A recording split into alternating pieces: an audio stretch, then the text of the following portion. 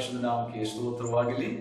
ನಾವು ಅಧ್ಯಯನ ಮಾಡುತ್ತಾ ಬಂದಿರುವಂತ ವಿಷಯ ಎಫೆಸದವರಿಗೆ ಬರೆದ ಪತ್ರವಾಗಿರುತ್ತದೆ. ಈ ಪತ್ರದ ಮುಖ್ಯವಾದ 3 ಅಂಶಗಳ ಕುರಿತಾಗಿ ಆ ಒಂದು ಫ್ಲೈಯರ್ಸ್ ನಲ್ಲಿ ನಾವು ಇಟ್ಟಿರುತ್ತೇವೆ. ಒಂದನೇದಾಗಿ ನಮ್ಮ ಕರ್ತನಾದ ಯೇಸು ಕ್ರಿಸ್ತನಲ್ಲಿ ನಮಗಿರುವಂತಹ ಸ್ಥಾನ ಅಥವಾ ಪದವಿ, ನಾವು ಆತನಲ್ಲಿ ನಿಂತಿದ್ದೇವೆ ಆತನಲ್ಲಿ ನಾವು ಕೂಡಿಸಲ್ಪಟ್ಟವರಾಗಿದ್ದೇವೆ ಎಂಬುದು ಮೊದಲನೇದಾಗಿ. ಅದಕ್ಕೆ ಸಂಬಂಧಪಟ್ಟ 1, 2, 3 ಅಧ್ಯಾಯಗಳು ಅದಕ್ಕೆ ಸಂಬಂಧಪಟ್ಟದಾಗಿ ಪೌಲನು ಬರೆಯುತ್ತಾನೆ. ಒಬ್ಬ ವಿಶ್ವಾಸಿ, ಕ್ರಿಸ್ತನಲ್ಲಿರುವಂತ ಒಬ್ಬ ವಿಶ್ವಾಸಿಗೆ ದೇವರು ಅನುಗ್ರಹಿಸಿರುವಂತ ಹೇಳಲು ಸಿಖ್ಯವಾದಂತ ಪದವಿ ಮತ್ತು ಆ ಒಂದು ಅವಕಾಶ, ಅದರ ಕುರಿತಾಗಿ ಪೌಲನು ಈ 3 ಅಧ್ಯಾಯಗಳಲ್ಲಿ ಬೋಧಿಸ್ತಾನೆ. ಎರಡನೇದಾಗಿ ನಾವು ಆತನಲ್ಲಿ ನಾವು ಚಲಿಸಬೇಕು, ನಡೆಯಬೇಕು, ಆತನಲ್ಲಿ ನಾವು ನಡೆಯಬೇಕು ಎಂಬುದು ಎರಡನೆಯ ವಿಷಯ. ಮೂರನೇದಾಗಿ ಆತನಿಗೋಸ್ಕರ ನಾವು ನಿಲ್ಲಬೇಕು ಎಂಬುದಾಗಿ. ಅದು ನಾವು ಇನ್ನು 2 ವಿಷಯಗಳನ್ನು ದಾಟಬೇಕು, ಅಥವಾ ನಾವು ಕಲಿಯಬೇಕು. 1ನೇ ಭಾಗದಲ್ಲಿ ನಾವು ಈಗಾಗಲೇ 1ನೇ ಭಾಗದಲ್ಲಿ ಇದ್ದೇವೆ. 3ನೇ ಅಧ್ಯಾಯದಲ್ಲಿ ಅನೇಕ ಕಾರ್ಯಗಳು ಕಳೆದ ಸಂಚಿಕೆಗಳಲ್ಲಿ ನಾನು ಹೇಳುತ್ತಾ ಬಂದಿದ್ದೇನೆ. So we been learning or studying together about our position in Christ. We are sit together with Christ in heaven. ಪರಲೋಕದಲ್ಲಿ ಕರ್ತನಾದ ಯೇಸುವಿನ ಜೊತೆಯಾಗಿ ತಂದೆಯಾದ ದೇವರು ನಮ್ಮನ್ನ ರಕ್ಷಿಸಿ ಕೂಡಿಸಿದ್ದಾನೆ ಎಂಬುದಾಗಿ ನಾವು 1, 2, 3 ಅಧ್ಯಾಯಗಳಲ್ಲಿ ಓದುತ್ತೇವೆ. 2ನೇ ಅಧ್ಯಾಯದಲ್ಲಿ how we have to walk with Christ, ನಾವು ಕ್ರಿಸ್ತನ ಜೊತೆಯಲ್ಲಿ ಹೇಗೆ ನಡೆಯಬೇಕು. 3ನೇದಾಗಿ how we must stand for God, ಕ್ರಿಸ್ತನಿಗೋಸ್ಕರ, ದೇವರಿಗೋಸ್ಕರ ನಾವು ಹೇಗೆ ನಿಲ್ಲಬೇಕು ಎಂಬುದರ ಕುರಿತಾಗಿ ನಾವು 3ನೇದಾಗಿ ನಾವು ನೋಡಿಕೊಳ್ಳುತ್ತೇವೆ. So we have studied so many things in the last many episodes about this city, our padavi, our position is the most important. It's like a foundation. ಇದು ಒಂದು ಬುನಾದಿಯ ಹಾಗೆ, ಫೌಂಡೇಶನ್ ಹಾಗೆ, ಈ ಒಂದು ಅಸ್ಥಿವಾರದ ಹಾಗಿರುವಂತಹ ಸತ್ಯಗಳು ಬಹಳ ಬಹಳ ಮುಖ್ಯವಾದದ್ದು. ಆದ ಕಾರಣ 6 ಅಧ್ಯಾಯಗಳಿರುವಂತಹ ಈ ಒಂದು ಎಫೆಸ ಪತ್ರದ 3 ಅಧ್ಯಾಯಗಳ ವಿಷಯದಲ್ಲಿ ನಾವು ನೋಡುವಾಗ, ಈ 3 ಅಧ್ಯಾಯಗಳಲ್ಲಿ ಪೌಲನು ಅಡಿಪಾಯವನ್ನು ಹಾಕ್ತಾ ಇದ್ದಾನೆ. ಒಬ್ಬ ವಿಶ್ವಾಸಿಗೆ ಇರಬೇಕಾದ ಅಡಿಪಾಯ, ಫೌಂಡೇಶನ್ ಏನಾಗಿರ್ಬೇಕು. ನಮ್ಮ ಅಡಿಪಾಯ ಎಷ್ಟು ಭದ್ರವಾಗಿರುತ್ತದೋ, ಎಷ್ಟು ಬಿಗಿಯಾಗಿರುತ್ತದೋ, ಎಷ್ಟು ಸ್ಟ್ರಾಂಗ್ ಆಗಿರುತ್ತದೋ, ಅಷ್ಟು ಬಾಳಿಕೆ ಬರುತ್ತದೆ ಕಟ್ಟಡಕ್ಕೆ, ಅಲ್ವಾ? ಸೊ ಯಾವುದೇ ಒಂದು ಕಟ್ಟಡದ ವಿಷಯದಲ್ಲಿ ನೀವು ಆಲೋಚನೆ ಮಾಡಿ ನೋಡ್ರಿ. ಅದೇ ರೀತಿಯಾಗಿ ನಮ್ಮ ಆತ್ಮೀಕ ಜೀವಿತ, ಈ ಆತ್ಮೀಕ ಕಟ್ಟಡ, ನಮ್ಮ ಈ ಆತ್ಮೀಕ ಆಲಯ, ನಮ್ಮ ಈ ಒಂದು ಆತ್ಮೀಕ ಜೀವನ ಎಂಬ ಈ ಒಂದು ಕಟ್ಟಡ, ದೇವರಿಗೆ ಸ್ತೋತ್ರ, ಅದರ ಅಡಿಪಾಯ, ಅದರ ಅಸ್ಥಿವಾರ ತುಂಬಾ ಬಿಗಿಯಾಗಿರಬೇಕು. ಸೊ ನಮ್ಮ ಅಡಿಪಾಯ ತುಂಬಾ ಬಿಗಿಯಾಗಿದ್ದರೆ ನಮ್ಮ ಕಟ್ಟಡ ಅಥವಾ ನಮ್ಮ ಜೀವನ ಯಾವತ್ತು ಯಾವ ಕಾರಣಕ್ಕೂ ಯಾರಿಂದಲೂ ಅದು ಹಾಳು ಮಾಡಿಕೊಳ್ಳುವುದಕ್ಕೆ, ಅದು ನಾಶಪಡಿಸಲಿಕ್ಕೆ, ಅದು ಬೀಳಿಸುವುದಕ್ಕೆ ಸಾಧ್ಯವೇ ಇಲ್ಲ. ಇವತ್ತು ಅನೇಕರು ಕ್ರಿಸ್ತನಂಬಿಕೆ ಬಂದಂತ ಅನೇಕರು, ಕ್ರಿಸ್ತನ ಸೇವೆಗೆ ಬಂದಂತ ಅನೇಕರು ಸೇವಕರು ಸಹ ಮಧ್ಯದಲ್ಲಿ ಯಾಕೆ ಬಿದ್ದು ಹೋಗ್ತಾರೆ? ಯಾಕೆ ಅವರು ನಂಬಿಕೆಯಿಂದ ಅವರು ಬಳಲಿ ಹೋಗುತ್ತಾರೆ? ಯಾಕೆ ಅವರು ಸೋತು ಹೋಗುತ್ತಾರೆ? ಕಾರಣ ಅಡಿಪಾಯ ಸರಿ ಇಲ್ಲ. ಒಬ್ಬ ಕ್ರೈಸ್ತನು, ಒಬ್ಬ ವಿಶ್ವಾಸಿ ಯಾವಾಗಲೂ ಭದ್ರಪಡಿಸಿಕೊಳ್ಳಬೇಕಾದ ಅತಿ ಮುಖ್ಯವಾದ ಈ ಮೂಲ ತತ್ವಗಳು ಅವನು ಯಾವಾಗಲೂ ಜ್ಞಾಪಕದಲ್ಲಿಟ್ಟುಕೋಬೇಕು. ಯಾವಾಗಲೂ ಅದರ ಮೇಲೆ ಮಾತ್ರ ಅವನು ತನ್ನ ಕಟ್ಟಡವನ್ನ ಕಟ್ಟಿಕೊಳ್ಳಬೇಕು. ಸೊ ಅಡಿಪಾಯ ಎಷ್ಟು ಸ್ಟ್ರಾಂಗ್ ಆಗಿ ನಾವು ಮಾಡಕ್ಕಾಗ್ತದೋ ಅಷ್ಟು ಹೆಚ್ಚು ದಿನಗಳು ಆ ಮನೆಯಲ್ಲಿ, ಆ ನಿವಾಸದಲ್ಲಿ, ಆ ಕಟ್ಟಡದಲ್ಲಿ ನಾವು ವಾಸ ಮಾಡಕ್ಕೆ ಸಾಧ್ಯ. ಹಳ್ಳಗಳು ಬೀಳಬಹುದು, ಸುರಿ ಮಳೆಯು ಬೀಳಬಹುದು, ಬಿರುಗಾಳಿ ಬೀಸಬಹುದು, ಸ್ವಾಮಿ ಮತ್ತಾಯ ಸುವಾರ್ತೆಯಲ್ಲಿ ಹೇಳಿದ ಹಾಗೆ. ಆದರೆ ಅಡಿಪಾಯ ಇರುವಂತವನ ಮನೆ ಅದು ಯಾವ ಕಾರಣಕ್ಕೂ ಬಿದ್ದು ಹೋಗುವುದಿಲ್ಲ ಅಂತ ಸ್ವಾಮಿ ಹೇಳಿದನು. ಅಡಿಪಾಯ ಸರಿಯಾಗಿ ಕಟ್ಟಿದವನಿಗೆ ದೇವರು ಹೇಳುವಂಥದ್ದು ಜ್ಞಾನಿ ಎಂಬುದಾಗಿ. ಅಂದರೆ ಅವನು ದೇವರ ವಾಕ್ಯವನ್ನು ಕೇವಲ ಓದುವವನಷ್ಟೇ ಅಲ್ಲ, ಕಲಿಯುವವನಷ್ಟೇ ಅಲ್ಲ, ಕಲಿಸುವವನಷ್ಟೇ ಅಲ್ಲ, ಅದರಂತೆ ನಡೆಯುವವನೂ ಆಗಿದ್ದಾನೆ. ಅದಕ್ಕೆ ಸ್ವಾಮಿ ಹೇಳಿದನು, ನನ್ನ ಈ ಮಾತುಗಳನ್ನು ಕೇಳಿ ಅದರಂತೆ ನಡೆಯುವವನು ಬಂಡೆಯ ಮೇಲೆ ಮನೆಯನ್ನು ಕಟ್ಟಿಕೊಂಡ ಬುದ್ಧಿವಂತನಿಗೆ, ಜ್ಞಾನಿಗೆ ಹೋಲವನು. ಹಲ್ಲೆಲೂಯ. ನಾನು ನೀವು ಈ ಅಂತ್ಯ ದಿನಮಾನಗಳಲ್ಲಿ ಜ್ಞಾನಿಗಳಾಗಿರಬೇಕು, ಜ್ಞಾನಿಗಳಾಗಿ ನಡೆದುಕೊಳ್ಳಬೇಕು. ಯಾಕೆ? ನಮ್ಮ ಮನೆ ಬಿದ್ದು ಹೋಗಬಾರದು, ನಮ್ಮ ಕ್ರೈಸ್ತಿಯ ಜೀವನ ಹಾಳಾಗಿ ಹೋಗಬಾರದು. ಅದಕ್ಕೋಸ್ಕರ ಪೌಲನು ತನ್ನ ಪತ್ರಿಕೆಗಳಲ್ಲಿ ಅತಿ ಮುಖ್ಯವಾಗಿ ಈ ವಿಷಯಗಳ ಒಂದು ಉಪದೇಶಗಳು ಬರೀತಾನೆ. ಅದರಲ್ಲಿಯೂ ಪೌಲನು ಬರೆದಂತಹ ಹೆಚ್ಚು ಕಡಿಮೆ 13-14 ಪತ್ರಿಕೆಗಳಲ್ಲಿ ಅತೀ ಮುಖ್ಯವಾದಂತ ಒಂದು ಪತ್ರವಾಗಿದೆ ಎಫೆಸದವರಿಗೆ ಬರೆದ ಪತ್ರ. ಈ ಪತ್ರದ 3ನೇ ಅಧ್ಯಾಯದಲ್ಲಿ 9ನೇ ವಾಕ್ಯಗಳ ತನಕ ನಾವು ಈಗಾಗಲೇ ಧ್ಯಾನಿಸಿದೆವು, ಅಧ್ಯಯನ ಮಾಡಿಕೊಂಡೆವು. ಇವತ್ತು ನಾವು 10 ಮತ್ತು 11ನೇ ವಚನ ಓದೋಣ. ಇವತ್ತು ಈ 3ನೇ ಅಧ್ಯಾಯ ಮುಗಿಸಬೇಕೆಂಬುದಾಗಿ ನಾನು ಅಪೇಕ್ಷಿಸ್ತೇನೆ, ನಾನು ಬಯಸುತ್ತೇನೆ. ನೋಡೋಣ ಕರ್ತನು ನಮ್ಮನ್ನು ಹೇಗೆ ನಡೆಸ್ತಾನೆ ಎಂಬುದಾಗಿ. 10 ಮತ್ತು 11ನೇ ವಚನ. So we want to read the verse 10 and 11 of Ephesians chapter 3, and it says, ದೇವರು ನಮ್ಮ ಕರ್ತನಾದ ಕ್ರಿಸ್ತ ಯೇಸುವಿನಲ್ಲಿ ಅನಾದಿ ಕಾಲದಿಂದ ಮಾಡಿದ ಸಂಕಲ್ಪದ ಮೇರೆಗೆ ತನ್ನ ನಾನಾ ವಿಧವಾದ ಜ್ಞಾನವು ಪರಲೋಕದಲ್ಲಿ ರಾಜತ್ವಗಳಿಗೂ ಅಧಿಕಾರಗಳಿಗೂ ಈಗ ಕ್ರಿಸ್ತ ಸಭೆಯ ಮೂಲಕ ಗೊತ್ತಾಗಬೇಕೆಂಬುದನ್ನು ಉದ್ದೇಶಿಸಿದನು. ನೋಡ್ರಿ, ಈಗ ಕಳೆದ ಅಧ್ಯಯನದಲ್ಲಿ ನಮಗೆ ಮರೆಯಾಗಿದ್ದ ಮರ್ಮದ ಕುರಿತಾಗಿ ಪೌಲನು ಹೇಳಿದ ಕುರಿತು ನಾನು ಹೇಳಿದೆ. 2ನೇದಾಗಿ ಪೌಲನ ಸೇವೆಯ ಕುರಿತಾಗಿರುವ ಕಾರ್ಯಗಳು ಪೌಲನು ಈ ಭಾಗದಲ್ಲಿ ವಿವರಿಸಿದನ್ನ ನಾವು ನೋಡಿದೆವು. 3ನೇದಾಗಿ ಕ್ರಿಸ್ತನಲ್ಲಿ ನಮಗಿರುವಂತಹ ಐಶ್ವರ್ಯ ಮತ್ತು ಪೌಲನು ತನ್ನ ಜೀವನದಲ್ಲಿ ಅಳವಡಿಸಿಕೊಂಡಂತ ವಿನಯ ಭಾವ, ಅದರ ಕುರಿತಾಗಿ ನಾವು ನೋಡಿದೆವು. ಇವೆಲ್ಲವೂ 8ನೇ ಮತ್ತು 9ನೇ ವಾಕ್ಯದ ತನಕ ಇದೆ. 6ನೇ ವಾಕ್ಯದಿಂದ 9ನೇ ವಾಕ್ಯ ತನಕ ಹಿಂದಿನ ಪಾಠದಲ್ಲಿ ನಾವು ನೋಡಿಕೊಂಡ ವಚನಗಳು. ಇವತ್ತು ನಾವು ದೇವರ ನಾನಾ ವಿಧವಾದ ಜ್ಞಾನದ ಕುರಿತಾಗಿ ಇಲ್ಲಿ ಪೌಲ ಹೇಳ್ತಾನೆ 9 ಮತ್ತು 10ನೇ ವಾಕ್ಯದಲ್ಲಿ. ಈ ದೇವರ ನಾನಾ ವಿಧವಾದ ಜ್ಞಾನವು ಸಭೆಯ ಮೂಲಕವಾಗಿ ದೇವರು ಜಗತ್ತಿಗೆ ಮಾತ್ರವಲ್ಲ, ನೋಡ್ರಿ, ದೇವರ ಈ ಅನಾದಿ ಕಾಲದ ಯೋಜನೆ ಸಂಕಲ್ಪ ತನ್ನ ಈ ಒಂದು ಜ್ಞಾನದ ವಿಚಾರವನ್ನ ರಾಜತ್ವಗಳಿಗೂ ಅಧಿಕಾರಗಳಿಗೂ ಈ ಕ್ರಿಸ್ತ ಯೇಸುವಿನ ಸಭೆಯ ಮೂಲಕ ಗೊತ್ತಾಗಬೇಕೆಂಬುದು ಉದ್ದೇಶಿಸಿದರು. ನನ್ನ ಮತ್ತು ನಿನ್ನ ಮೂಲಕ ಅಥವಾ ನಮ್ಮ ಮೂಲಕ, ಕ್ರಿಸ್ತನಲ್ಲಿ ನಂಬಿಕೆ ಇಟ್ಟ ವಿಶ್ವಾಸಿಗಳು ಎಂಬ ಸಭೆಯ ಮೂಲಕ, ಪರಿಶುದ್ಧರ ಮೂಲಕ ದೇವರು ಅನಾದಿ ಕಾಲದಿಂದ ಮಾಡಿಕೊಂಡ ಯೋಜನೆಯಾಗಿದೆ. ಸ್ವರ್ಗದಲ್ಲಿ ಮಾತ್ರವಲ್ಲ, ಸ್ವರ್ಗಕ್ಕೂ ಭೂಮಿಗೂ ಮಧ್ಯದಲ್ಲಿ ಇರುವಂತಹ ಸ್ಥಳಗಳಲ್ಲಿ ಇರುವಂತಹ ಅಧಿಕಾರಗಳಿಗೂ ಮತ್ತು ರಾಜತ್ವಗಳಿಗೂ ದೇವರು ಒಂದು ಪಾಠ ಕಲಿಸಬೇಕೆಂದಿದ್ದಾರೆ. ಆ ಪಾಠ ಏನಾಗಿದೆ? ಸಭೆ ಎಂಬ ಪಾಠ.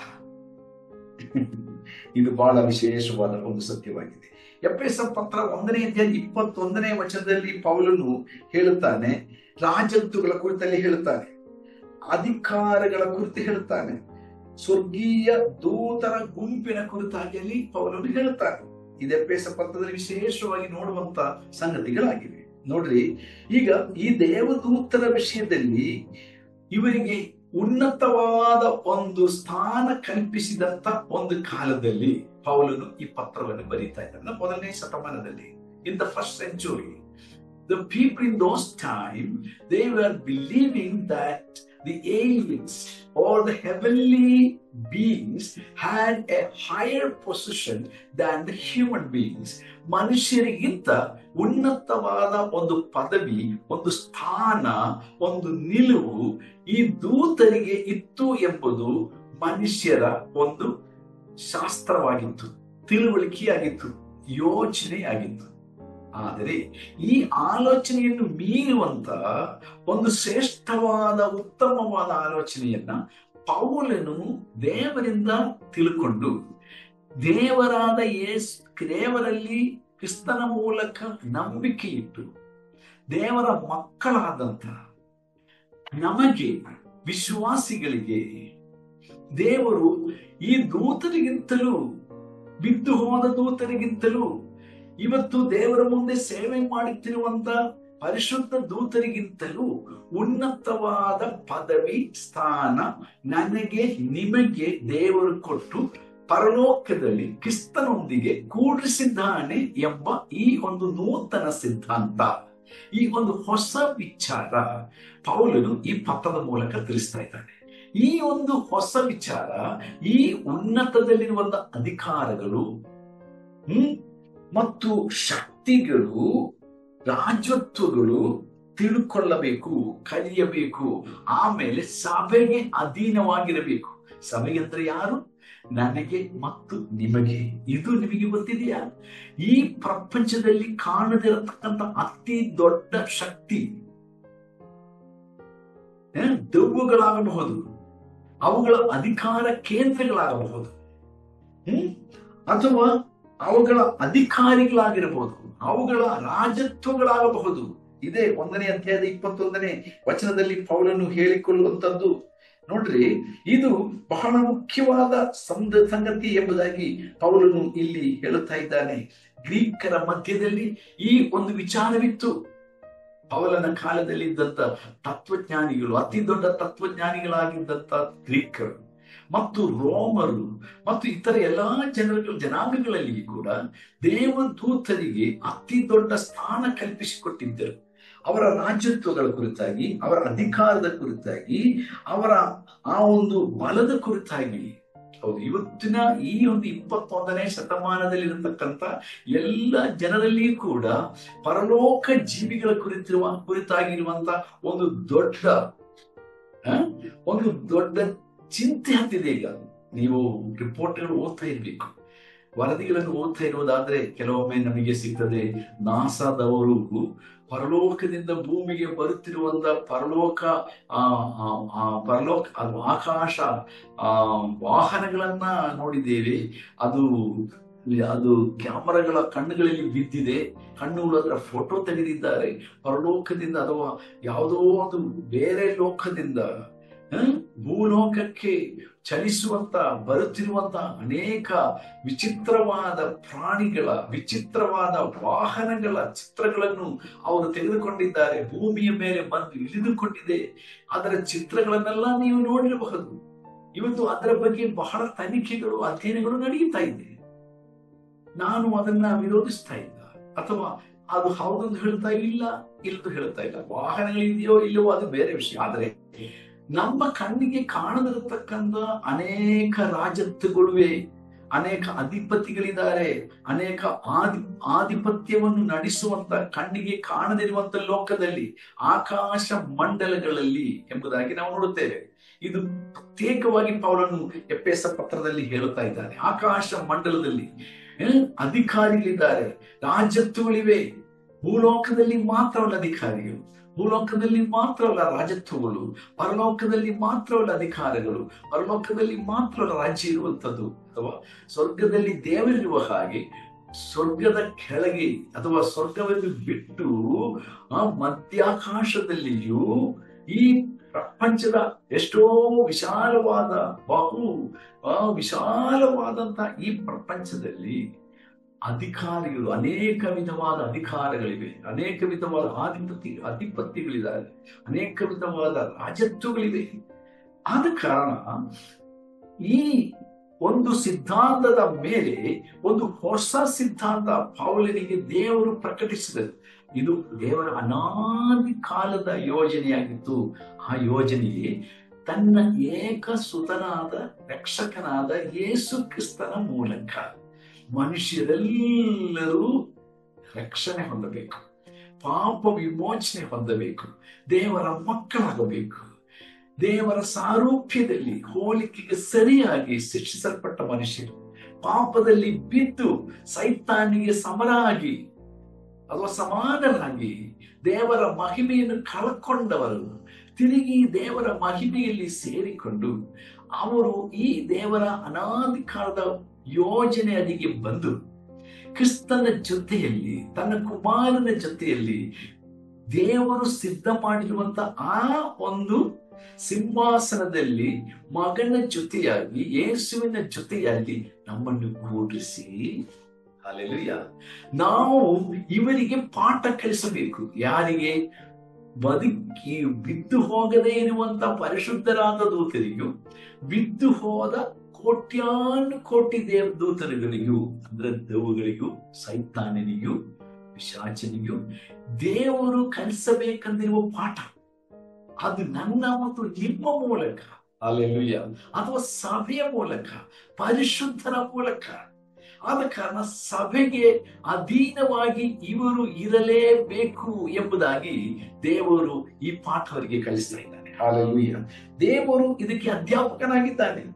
ಒಂದು ಸಾಮ್ಯ ಹೇಳುವುದಾದ್ರೆ, ಹೋಲಿಕೆ ಹೇಳುವುದಾದ್ರೆ, ಈ ಪ್ರಪಂಚದೊಳಗೆ ಭೂಮಿ ಮಾತ್ರವಲ್ಲ, ಆಕಾಶ ಮಂಡಲಗಳು ಮಾತ್ರವಲ್ಲ, ಈ ಪ್ರಪಂಚ ನಮ್ಮ ಕಣ್ಣಿಗೆ ಕಾಣುವಂತ ಲೋಕ ಮಾತ್ರವಲ್ಲ, ಕಣ್ಣಿಗೆ ಕಾಣದಿರುವಂತ ಲೋಕ, ಅಧೋಲೋಕ, ಇವೆಲ್ಲವೂ ಕೂಡ ಈ ಪ್ರಪಂಚ ಇದು ದೇವರ ಪಾಠಶಾಲೆಯಾಗಿದೆ. ಅಂದ್ರೆ ಪ್ರಪಂಚವೆಲ್ಲರೂ ಈ ಪಾಠವನ್ನ ಕಲಿಯಬೇಕು. ಓಕೆ, ಮೂರನೇದಾಗಿ ಸ್ವರ್ಗೀಯ ದೂತರು, ಅವರು ಬಿದ್ದು ಹೋಗಲಿಲ್ಲ, ಪರಿಶುದ್ಧರಾದ ದೂತರಾಗಿದ್ದಾರೆ. ದೇವದೂತರಲ್ಲಿ 2 ಗುಂಪಿದೆ. ಒಂದು ಬಿದ್ದು ಹೋದ ಗುಂಪು, ಇನ್ನು ಬಿದ್ದು ಹೋಗದಿರುವಂತ ಪರಿಶುದ್ಧರಾದ ದೇವದೂತರು. ಅವರು ಕೂಡ ವಿದ್ಯಾರ್ಥಿರಾಗಿದ್ದಾರೆ. ಇದು ಎಂತ ಶ್ರೇಷ್ಠವಾದ ಸಂಗತಿ! ಇದು ನಮ್ಮ ಮೂಲಕ ದೇವರು ಕಲಿಸ್ತಾ ಇದ್ದಾನೆ. ನಾವು ದೇವರ ಮುಂದೆ ಒಂದು ಪಾಠದ ಹಾಗೆ ಅಥವಾ ಒಂದು ಒಂದು ಒಂದು ಅಧ್ಯಯನ ಪಾಠ ವಿಷಯವಾದ. ಆಮೇಲೆ ದೇವರ ನಾನಾವಿಧವಾದ ಜ್ಞಾನ, ಇದು ವಿಷಯ. ದೇವರ ನಾನಾವಿಧವಾದ ಜ್ಞಾನ, ಒಂದಲ್ಲ ಎರಡಲ್ಲ, ಕ್ರಿಸ್ತನ ಮೂಲಕವಾಗಿರುವಂತ ಆ ಜ್ಞಾನ ಅತೀ ಶ್ರೇಷ್ಠವಾದದ್ದು. Hallelujah, hallelujah.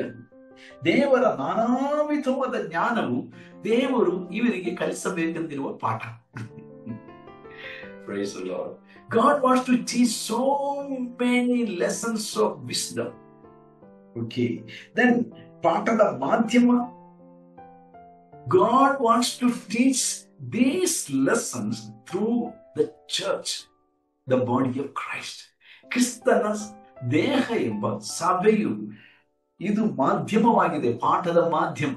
ಸೊ ಈ ಒಂದು ಸಭೆಯ ಮೂಲಕ ಇವೆಲ್ಲವೂ ದೇವರು ಕಲಿಸಬೇಕೆಂದಿದ್ದಾರೆ. ಎಂಥ ಒಂದು ಅದ್ಭುತವಾದ ಒಂದು ಸತ್ಯವಾಗಿದೆ ಪ್ರಿಯ ದೇವಚನರೇ.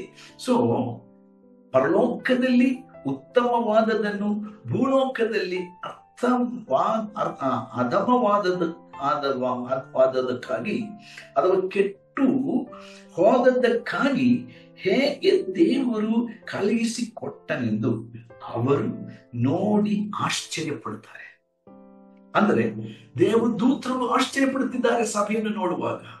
ದೇವರು ಈ ಸಭೆಯನ್ನು ಇಷ್ಟು ಹೆಚ್ಚಾಗಿ ಪ್ರೀತಿಸಿದನೋ, ಹಾಗಾದ್ರೆ ನಾವು ದೇವರ ಎಲ್ಲ ಸಮಸ್ತ ಸೃಷ್ಟಿಗಳಲ್ಲಿ ಅತಿ ಶ್ರೇಷ್ಠವಾಗಿ ಪ್ರೀತಿಸಲ್ಪಟ್ಟವರು ಎಂಬುದನ್ನು ತಿಳಿಯುವಾಗ, ಹಲ್ಲೆಲೂಯ. ಸೊ ಈ ಒಂದು ಜ್ಞಾನ ದೇವರು ಈ ಒಂದು ಜ್ಞಾನವನ್ನ ಸಭೆಯ ಮೂಲಕವಾಗಿ ಸಮಸ್ತ ಸೃಷ್ಟಿಗಳಿಗೂ ಕಲಿಸಬೇಕೆಂದಿದ್ದಾನೆ. ಆಮೇಲೆ ವೈರಿಗಳಾದ ಮನುಷ್ಯರನ್ನು ದೇವರು ತನ್ನ ಸ್ವಂತ ರಕ್ತವನ್ನು ಕೊಟ್ಟು, ಅಂದ್ರೆ ಅಪೊಸ್ತಲರ ಕೃತ್ಯಗಳ 20ನೇ ಅಧ್ಯಾಯದ 28ನೇ ವಚನಗಳ ಪ್ರಕಾರ, as we read in the book of Acts chapter 20 and 28, by giving his own precious blood, God has purchased the church through his son. ಕ್ರಿಸ್ತನ ಮೂಲಕ, ಕ್ರಿಸ್ತನ ರಕ್ತದ ಮೂಲಕ ತಂದೆಯು ಸಂಪಾದಿಸಿಕೊಂಡಂತ ಸಭೆ. ಹಲ್ಲೆಲೂಯಾ. ಆತನ ತನ್ನ ಮೊದಲಿಗತಿಯಂತೆ ಸಭೆಯನ್ನು ಸಿದ್ಧಪಡಿಸುತ್ತಾ ಇದ್ದಾನೆ ಎಂಬುದಾಗಿ ನಾವು ಈ ವಾಕ್ಯಗಳಲ್ಲಿ ನೋಡುತ್ತಾರೆ. ಇದನ್ನು ನೋಡುವಾಗ ದೇವರ ಸಮಸ್ತ ಸೃಷ್ಟಿಗಳು ಅತ್ಯಾಶ್ಚರ್ಯ ಪಡ್ತಾ ಇದೆ. ದೇವರ ಅಪಾರವಾದ ಪ್ರೀತಿ, ದೇವರ ಅಪಾರವಾದ ಜ್ಞಾನ. ಹಲ್ಲೆಲೂಯಾ. ನಾವು ಹಾಳಾಗಿ ಹೋದವರು, ಕೆಟ್ಟು ಹೋದವರು, ದೇವರಿಂದ ದೂರ ಹೋದವರು, ದೇವರ ಸ್ವಂತ ಜನರಾದ ಇಸ್ರಾಯೇಲಿನಿಂದ ಅನ್ಯರಾಗಿದ್ದವರು, ವಾಗ್ದಾನಗಳಿಂದ ದೂರವಾಗಿದ್ದವರು, ಇವೆಲ್ಲ ನಾವು ಆಗಲೇ ನೋಡಿದ್ದೇವೆ. ಇಂಥ ಒಂದು ದುರವಸ್ಥೆಯಲ್ಲಿದ್ದಂತ ನಮ್ಮನ್ನ ದೇವರು ತನ್ನ ಮಗನ ಮೂಲಕ ಎಷ್ಟೊಂದು ಪ್ರೀತಿಸಿದನು. ಈ ಪ್ರೀತಿ ಎಷ್ಟು ಅಪಾರವಾಗಿದೆ, ಈ ದೇವರ ಜ್ಞಾನ ಎಷ್ಟು ಅಪಾರವಾಗಿದೆ. ಅದಕ್ಕೆ ಪೌಲನು ಹೇಳುತ್ತಾನೆ, ನಿಮಗೆ ಗೊತ್ತಿದೆ ಫಿಲಿಪಿದವರಿಗೆ ಬರೆದ ಪತ್ರ. Paul is talking in the book of Philippians chapter 3. 3ನೇ ಅಧ್ಯಾಯದಲ್ಲಿ ಪೌಲ ಹೇಳುತ್ತಾನೆ, ಈ ಜ್ಞಾನ, ಕ್ರಿಸ್ತನ ಈ ಜ್ಞಾನ ಎಷ್ಟು ಅಪಾರವಾದದ್ದು. ಈ ಜ್ಞಾನವನ್ನು ತಿಳ್ಕೋಬೇಕು ನಾನು. ಅದಕ್ಕಾಗಿ ನಾನು ಎಲ್ಲವನ್ನೂ ನಾನು ನಷ್ಟವೆಂದು, ಕಸವೆಂದು, ಅದು ಹೇಯವೆಂದು ನಾನು ಪರಿಗಣಿಸ್ತೇನೆ. ಲೋಕ ಸಂಬಂಧವಾದ ಎಲ್ಲ ಜ್ಞಾನ, ಲೋಕ ಸಂಬಂಧವಾದ ಆಸ್ತಿ, ಲೋಕ ಸಂಬಂಧವಾದ ಹೆಸರು, ಪದವಿ, ಅಧಿಕಾರ, ಇವೆಲ್ಲವನ್ನು ನಾನು ಕ್ರಿಸ್ತನ ಜ್ಞಾನವನ್ನು ಸಂಪಾದಿಸಿಕೊಳ್ಳುವುದಕ್ಕೋಸ್ಕರ ಆಲೋಚನೆ ಮಾಡಿದೆ. Just think about it. ಕ್ರಿಸ್ತನ ಜ್ಞಾನಕ್ಕಿಂತ ಅಪಾರವಾದ ಜ್ಞಾನ ಇನ್ನೊಂದಿಲ್ಲರಿ. ಕ್ರಿಸ್ತನ ಜ್ಞಾನಕ್ಕಿಂತ ಅಪಾರವಾಗಿ ಇನ್ನೊಂದು ಜ್ಞಾನವಿಲ್ಲ. ಆ ಜ್ಞಾನವನ್ನು ಸಂಪಾದನೆ ಮಾಡಿಕೊಳ್ಳುವುದಕ್ಕೋಸ್ಕರ ಪೌಲನು ಅತಿ ದೊಡ್ಡ ಜ್ಞಾನಿಯಾಗಿದ್ದನು. ಆ ಕಾಲದಲ್ಲಿ, ಮೊದಲನೇ ಶತಮಾನದಲ್ಲಿ ದೊಡ್ಡ ಐಶ್ವರ್ಯವಂತನಾಗಿದ್ದನು. ಅವನ ತಂದೆ ಹಡಗು ಬಿಸಿನೆಸ್ ಮಾಡುವನಾಗಿದ್ದನು ಎಂಬುದಾಗಿ ನಾವು ನೋಡುತ್ತೇವೆ. ಹಾಗಾದ್ರೆ ಎಷ್ಟು ದೊಡ್ಡ ಲಾಖಿಯರ್ ಅಥವಾ ಕರೋಡ್ಪತಿ, ಎಷ್ಟು ದೊಡ್ಡ ಮಿಲಿಯಾಧೀಶನಾಗಿದ್ದ ಅವನ ಕುಟುಂಬ. ಅವನು ರೋಮ ಪೌರನಾಗಿದ್ದ. ಆಗಿನ ದಿವಸಗಳಲ್ಲಿ ರೋಮ ಪೌರನಂತರ ಅವನಿಗೆ ಬಹಳ ದೊಡ್ಡ ಪದವಿ, ಮತ್ತು ಅವನು ತತ್ವಜ್ಞಾನಿಯಾಗಿದ್ದ. ಅತಿ ಪ್ರಸಿದ್ಧರಾದಂತ ವಿದ್ವಾಂಸರ ಕೈ ಕೆಳಗೆ ಓದಿ ಕಲಿತವನಾಗಿದ್ದವನು ಪೌಲ. ಗಮಾಲಿಯೇಲನೆಂಬವನು ಅವರ ಶಿಷ್ಯನಾಗಿದ್ದ, ಯಹೂದಿಯಾಗಿದ್ದ. ಆಗಿನ ದಿವಸಗಳಲ್ಲಿ ಯಹೂದಿ ಅಂದ್ರೆ ದೊಡ್ಡ ಪದವಿ. ನೋಡ್ರಿ ಯಾವ ಯಾವ ರೀತಿಯಲ್ಲಿ ಬೆನ್ಯಾಮೀನ್ ಗೋತ್ರದವರ ಕುಲದಲ್ಲಿ ನೋಡುವುದಾದರೆ, ಮತ್ತು ಅವನಿಗೆ ಅಧಿಕಾರವಿತ್ತು. ಮಹಾಯಾಜಕರಿಂದ ಧಾರ್ಮಿಕ ಅಧಿಕಾರವಿತ್ತು ಅವನಿಗೆ. ಆಚಾರ್ಯಗಳಿಂದ ಅಥವಾ ಗುರು ಆಚಾರ್ಯರಿಂದ ಅವನಿಗೆ ಅಧಿಕಾರವಿತ್ತು. ಅವನ ಧರ್ಮಕ್ಕೆ ವಿರೋಧವಾಗಿ ಯಾರು ಉಪದೇಶ ಮಾಡಿದರು, ಯಾರು ಪ್ರಚಾರ ಮಾಡಿದರು, ಅವರನ್ನ ಹಿಂಸಿಸಿ ಅವರನ್ನು ಸಾಯಿಸುವಂತ ಅಧಿಕಾರ ಹೊಂದಿದವನಾಗಿದ್ದ. ಆದರೆ ನಾವು ನೋಡುತ್ತೇವೆ, ಇದೆಲ್ಲದೂ ಶಾಶ್ವತವಲ್ಲ. ಇವೆಲ್ಲವೂ ಕೇವಲ ಕಸಪುಡ್ಡಿಗೆ ಹೋಗಬೇಕಾದವುಗಳು ಎಂಬುದನ್ನ ತಿಳಿದಂತ ಪೌಲನು ಅದನ್ನ ಫಿಲಿಪ್ಪಿ ವಿಶ್ವಾಸಿಗೆ ಬರೆಯ ಹೇಳ್ತಾನೆ, ಇವೆಲ್ಲವನ್ನು ನಾನು ಕಸವೆಂದು ನಾನು ಪರಿಗಣಿಸ್ತೇನೆ. ಕ್ರಿಸ್ತನ ಜ್ಞಾನಕ್ಕೋಸ್ಕರ, ಕ್ರಿಸ್ತನ ಜ್ಞಾನವು ಇನ್ನೂ ಹೆಚ್ಚಾಗಿ ನಾನು ಸಂಪಾದಿಸಿಕೊಳ್ಳಬೇಕು. ನನ್ನ ಪ್ರಿಯ ಸ್ನೇಹಿತನೇ, ನನ್ನ ಪ್ರಿಯ ಜೊತೆ ಸೇವಕನೇ, ನನ್ನ ಪ್ರಿಯ ವಿಶ್ವಾಸಿಯೇ, ಯೇಸು ಕ್ರಿಸ್ತನಲ್ಲಿರತಕ್ಕಂಥ ಜ್ಞಾನ ಇನ್ನೂ ನನಗೆ ಬೇಕು ಎಂಬ ಆ ಒಂದು ಆತ್ಮದಾಹ, ಆ ಒಂದು ಬಾಯಾರಿಕೆ ನಿಮಗಿದೆಯಾ? ಇವತ್ತು ಅನೇಕ ಪಾಸ್ಟರ್ಗಳಿಗೆ ಇಲ್ಲ. ಮನೋರಂಜನಕರವಾದಂತಹ ಪ್ರಸಂಗಗಳು, ಅಧ್ಯಯನಗಳು ಅವರು ಮಾಡಿದ್ದಾರೆ. ಅನೇಕರು ಸಭೆಗಳಲ್ಲಿ ಒಂದು ಪ್ರೊಫೆಷನಲ್ ಆಗಿ ಅಥವಾ ಒಂದು ಮನೋರಂಜನಾ ಕಾರ್ಯಕ್ರಮದ ಹಾಗೆ ಸಭೆಯನ್ನು ನಡೆಸಿಕೊಂಡು ಹೋಗ್ತಾರೆ. ಆದರೆ ದೇವರ ವಾಕ್ಯದ ಗುಡಾರ್ಥಗಳನ್ನ ಬಿಚ್ಚಿ ಹೇಳಿ ವಿಶ್ವಾಸಿಗಳಲ್ಲಿ ಅವರ ಅಡಿಪಾಯವನ್ನ, ಅವರ ಜೀವನದ ಅಡಿಪಾಯವನ್ನು ಸ್ಥಿರಪಡಿಸಿ ಕಟ್ಟಿ ಎಬ್ಬಿಸುವಂತ, building the foundation and building to the perfect condition ಎಂಬ ಒಂದು ಗುರಿ ಇಲ್ಲದೆ ಇವತ್ತು ಅನೇಕ ಸೇವಕರನ್ನು ನಾವು ನೋಡುತ್ತೇವೆ. ಇವತ್ತು ಅನೇಕ ವಿಶ್ವಾಸಿಗಳು ಚದರಿ ಹೋಗುತ್ತಾ ಇದ್ದಾರೆ. ಇವತ್ತು ಅನೇಕರು ಕನ್ಫ್ಯೂಷನ್ ಅಲ್ಲಿ, ಗಲಿಬಿಲಿಯಲ್ಲಿದ್ದಾರೆ. ಯಾವುದು ಸತ್ಯ, ಯಾವುದು ಸುಳ್ಳು ಎಂಬುದನ್ನ ಅವರಿಗೆ ಗೊತ್ತಾಗ್ತಾ ಇಲ್ಲ. ಯಾಕೆ? ಯಾಕಂದರೆ ಅವರ ಬುನಾದಿ, ಅವರ ಅಡಿಪಾಯ ಸರಿಯಿಲ್ಲ. ಅವರು ಎಲ್ಲಿದ್ದಾರೆ, ಅವರ ಸ್ಥಿತಿ ಯಾವುದು, ಅವರ ಪದವಿ ಏನು, ನಾನು ಯಾರಾಗಿದ್ದೇನೆ, ನಾನು ಏನಾಗಿದ್ದೇನೆ, ಇದು ಬಹಳ ಮುಖ್ಯವಾದ ಒಂದು ಸತ್ಯ. ಇದು ಪೌಲನು ಈ ಅಧ್ಯಾಯಗಳಲ್ಲಿ ಹೇಳ್ತಾ ಇದ್ದಾನೆ ನೋಡ್ರಿ. ಸೊ ಇಲ್ಲಿ ಪೌಲನು ಹೇಳ್ತಾ ಇದ್ದಾನೆ, ನಾನು ಈ ಕ್ರಿಸ್ತನ ಜ್ಞಾನಕ್ಕೋಸ್ಕರವಾಗಿ, ಮತ್ತು ಎರಡನೇದಾಗಿ ಪೌಲ ಹೇಳ್ತಾನೆ ಕ್ರಿಸ್ತನ ಪ್ರೀತಿ, ಆ ಪ್ರೀತಿಯನ್ನು ತಿಳ್ಕೊಬೇಕು, ಅದಕ್ಕಾಗಿ ನಾನು ಬಹಳಷ್ಟು ಪ್ರಯಾಸ ಪಡ್ತಾ ಇದ್ದೀನಿ ಎಂಬುದಾಗಿ ಪೌಲ ಹೇಳ್ತಾನೆ. ದೇವರ ಈಗ ಮತ್ತೊಂದು ವಿಷಯಕ್ಕೆ ನಾವು ಬರುವುದಾದರೆ ನೋಡ್ರಿ, ಪೌಲನ ಪ್ರಾರ್ಥನೆ ನಾವು ನೋಡುತ್ತೇವೆ. ನಾವು ಮುಂದಕ್ಕೆ ನೋಡುವಾಗ ಅದಕ್ಕೆ ಮುಂಚಿತವಾಗಿ ದೇವರ ಸಾನ್ನಿಧ್ಯದಲ್ಲಿ ನಮಗಿರುವಂತಹ ಒಂದು ಧೈರ್ಯದ ಕುರಿತಾಗಿ ಇಲ್ಲಿ ಪೌಲನು ಹೇಳ್ತಾ ಇದ್ದಾನೆ ನೋಡ್ರಿ. ದೇವರ ಸಾನ್ನಿಧ್ಯದಿಂದ ನಮಗೆ, ಪಾಪದಿಂದಾಗಿ ದೂರ ಹೋದ ಮನುಷ್ಯರಾದ ನಮಗೆ ದೇವರ ಸಾನ್ನಿಧ್ಯಕ್ಕೆ ಸೇರಿಕೊಳ್ಳುವಂತ ಆ ಒಂದು ಅವಕಾಶ ಇರಲಿಲ್ಲ. ಯಾಕಂದ್ರೆ ಧರ್ಮಶಾಸ್ತ್ರವು ನಮಗೆ ಅಡ್ಡಿಪಡಿಸ್ತಾ ಇತ್ತು. ಆದರೆ ಕ್ರಿಸ್ತನ ಪ್ರಾಯಶ್ಚಿತ್ತ ಯಜ್ಞದ ಮೂಲಕವಾಗಿ ಧರ್ಮಶಾಸ್ತ್ರವನ್ನ ಆತನ ನೆರವೇರಿಸಿ ನಾವು ಧೈರ್ಯದಿಂದ ಆತನ ಕೃಪಾಸನದ ಬಳಿಗೆ ಬರುವಂತ ಒಂದು ಅವಕಾಶ ದೇವರು ನಮಗೆ ಅನುಗ್ರಹಿಸಿ ಕೊಟ್ಟಿದ್ದಾನೆ. ಇಬ್ರಿಯ ಪುಸ್ತಕ 4ನೇ ಅಧ್ಯಾಯದ 6ನೇ ವಚನ, ಇಬ್ರಿಯ 4:6, 10ನೇ ಅಧ್ಯಾಯದ 19ರಿಂದ 22ನೇ ವಚನ ನೋಡ್ರಿ. ಆಮೇಲೆ ವಚನ 35 ನೋಡ್ರಿ. ಆದ್ದರಿಂದ ಇಲ್ಲಿ ಈ ವಾಕ್ಯಗಳನ್ನು ನಾವು ಗಮನಿಸುವಾಗ ಕ್ರಿಸ್ತನ ಮೂಲಕ ನಮಗೆ ದೇವರು ಅನುಗ್ರಹಿಸಿರುವಂತ ಆ ಒಂದು ಕೃಪಾತಿಶಯ ಎಷ್ಟು ದೊಡ್ಡದು ಎಂಬುದಾಗಿ ಇಲ್ಲಿ ಪೌಲನು ನಮಗೆ ತಿಳಿಸ್ತಾನೆ. ಆದ ಕಾರಣ ನೀವು ಧೈರ್ಯಗೆಟ್ಟು ಹೋಗಬಾರದು. ನೀವು ಧೈರ್ಯದಿಂದ ದೇವರ ಅತಿ ಪವಿತ್ರ ಸ್ಥಾನಕ್ಕೆ, ಕೃಪಾಸನ ಅಥವಾ ದೇವರು ತನ್ನ ಮಹಿಮೆಯನ್ನ ಇಳಿಸುವಂತ ಆ ಒಂದು ಸ್ಥಳಕ್ಕೆ ಧೈರ್ಯವಾಗಿ ಪ್ರವೇಶಿಸುವುದಕ್ಕೋಸ್ಕರ ನನ್ನ ಮಗನ ದೇಹವೆಂಬ ಆ ಒಂದು ಕಟ್ಟಡವನ್ನ ಕೆಡವಿದ್ದೇನೆ, ನನ್ನ ಮಗನ ದೇಹವೆಂಬ ತೆರೆಯನ್ನ ಸೀಳಿದ್ದೇನೆ. ಈಗ ಪ್ರತಿಯೊಬ್ಬನು ಧೈರ್ಯವಾಗಿ ಹೋಗಬಹುದು ಒಳಗೆ, ಅಂದ್ರೆ ದೇವರ ಸಮಕ್ಷಮಕ್ಕೆ, ಅತಿ ಪವಿತ್ರ ಸ್ಥಾನಕ್ಕೆ. ನಿಮಗೆ ನೆನಪಿದೆಯಲ್ಲ, ಯೇಸು ಸ್ವಾಮಿ ಶಿಲುಬೆಯಲ್ಲಿ ಸಾಯುವಾಗ ಯೆರೂಸಲೇಮಿನ ದೇವಾಲಯದ ಆ ಒಂದು ಅಡ್ಡ ಗೋಡೆಯೋಪಾದಿಯಲ್ಲಿ ಇದ್ದಂತ ತೆರೆ, ದಪ್ಪವಾದ ಬಹಳ ಕಸೂತಿಯಿಂದ ಮಾಡಲ್ಪಟ್ಟಂತ ತೆರೆ, ಪರದೆ, ಆ ಒಂದು ಪರದೆ ಏನಾಯ್ತು, ಕೆಳಗಿನಿಂದ ಮೇಲಕ್ಕೆ ಹರಿದು ಹೋದದ್ದು. ಅಂದ್ರೆ ಯಾವ ಮನುಷ್ಯನು ಅದನ್ನು ಹರಿದು ಹಾಕ್ಲಿಲ್ಲ. ಬದಲಾಗಿ ಯೇಸು ಶಿಲುಬೆಯಲ್ಲಿ ಪ್ರಾಣ ಬಿಡುವಾಗ ಅದು ಮೇಲಿನಿಂದ ಕೆಳಕ್ಕೆ ಎರಡಾಗಿ ಸೀರಿ ಹೋಯಿತು.